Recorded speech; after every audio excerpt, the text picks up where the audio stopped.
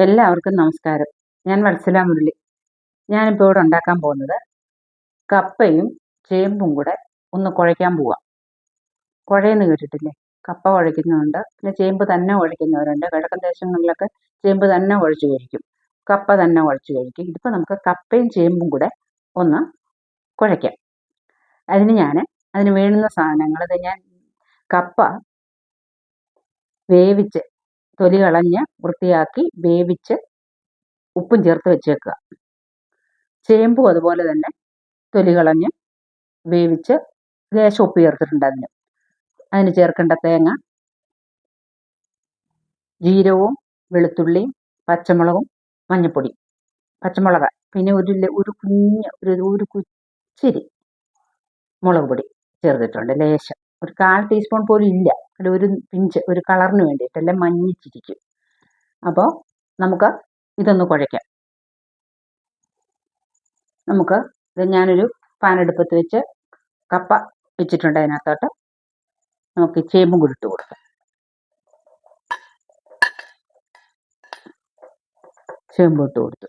നമുക്ക് ഇതൊന്ന് ഈ അരപ്പിൻ്റെ പച്ചച്ചവയെന്ന് കിടണ്ടേ, എന്നിട്ട് വേണ്ടേ കുഴയ്ക്കാൻ. അപ്പം നമുക്ക് ഇതിനകത്തോട്ട് നമുക്ക് അരപ്പിട്ട് കൊടുക്കാം. അരപ്പിട്ട് കൊടുത്തിട്ട് ഒരു ലേശം വെള്ളം ഒഴിച്ചു കൊടുക്കാം. ഒരു ലേശം, ആ അരപ്പ് വേവാനും മാത്രം ഉള്ളൂ, ഇല്ലെങ്കിൽ അത് അടി പിടിക്കും.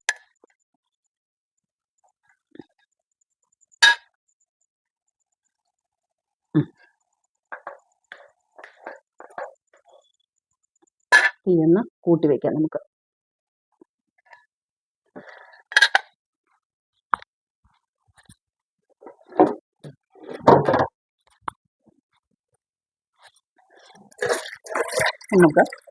ഇനി ഇതൊന്ന് അടച്ച് ലേശ നേരം ഒരു 5 മിനിറ്റ് ഇരിക്കട്ടെ. ചെറിയ തീയിൽ നമുക്ക് ആവി വന്നിട്ട് നമുക്ക് കുഴയ്ക്കാം. നമുക്കൊന്ന് തുറന്ന് നോക്കാം. വെള്ളമെല്ലാം വറ്റി പിന്നെ തീ കുറച്ച് വെച്ചിട്ട് നന്നായി ഇളക്കി കൊടുക്കാം.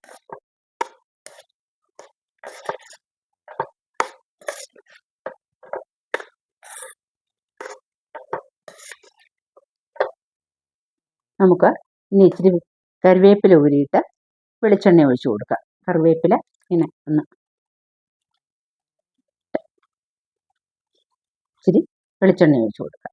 ഈ കപ്പ കുഴയ്ക്കുന്നതിന് ചിലപ്പം ചിലർ അരച്ച് ചേർക്കത്തില്ല. കപ്പ മാത്രമാണെങ്കിൽ നമുക്ക് അരച്ച് ചേർക്കണ്ട. നമുക്ക് വെളുത്തുള്ളിയും ജീരകവും പച്ചമുളകും എല്ലാം കൂടെ നമുക്ക് ചേർത്ത് നമുക്കിങ്ങനെ കപ്പ വേവിച്ച് വെച്ച് കുറച്ചിരി വെളിച്ചെണ്ണയും കറിവേപ്പില ഊരിയിട്ടാൽ മതി. പക്ഷേ ചേമ്പ് ഉള്ളപ്പം നമുക്കിച്ചിരി തേങ്ങ അരയ്ക്കാതെ പറ്റത്തില്ല.